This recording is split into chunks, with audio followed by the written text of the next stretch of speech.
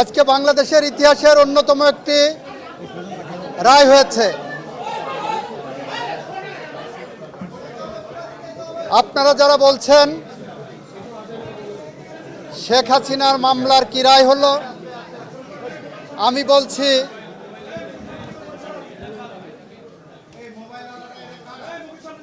জুলাই বিপ্লবে যারা শহীদ হয়েছেন তাদের মামলার কি রায় হলো। আমরা বলতে চাচ্ছি জুলাই বিপ্লবে শহীদদের মামলায় শহীদরা ন্যায় বিচার পেয়েছেন, রাষ্ট্র ন্যায় বিচার পেয়েছে, প্রসিকিউশন পক্ষ ন্যায় বিচার পেয়েছে। সেই ন্যায় বিচার প্রতিষ্ঠা করতে যে সেই ন্যায় বিচারের মানদণ্ড হলো এই মামলার দুইজন আসামিকে সর্বোচ্চ শাস্তি মৃত্যুদণ্ড দেওয়া হয়েছে। একজন আসামি যিনি রাজসাক্ষী হিসাবে নিজেকে আদালতের সামনে উপস্থাপন করেছেন, সার্বিক বিবেচনায় আদালত তাকে 5 বছরের কারাদণ্ড প্রদান করেছে।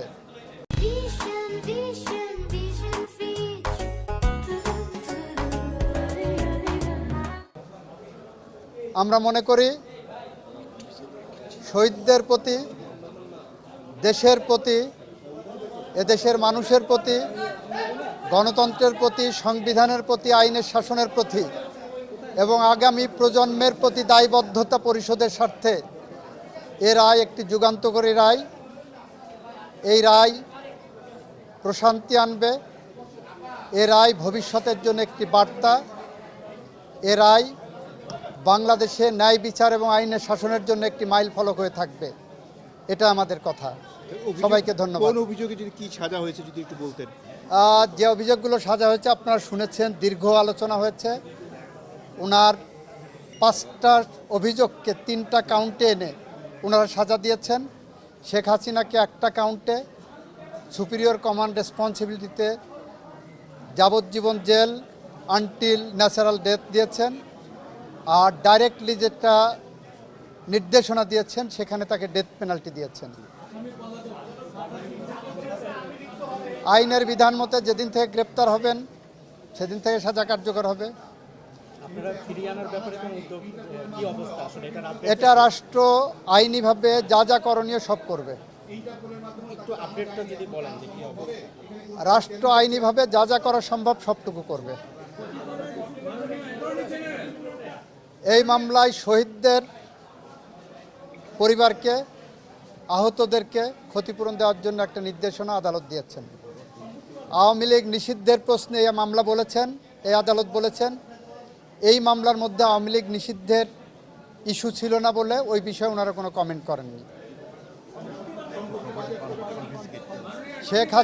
শেখ হাসিনা এবং আসাদুজ্জামান খান কামাল সাহেবের বাংলাদেশে তাদের সমস্ত সম্পত্তি ক্রোক করা হয়েছে, বাজেয়াপ্ত করা হয়েছে। আর কোনো প্রশ্ন? জি,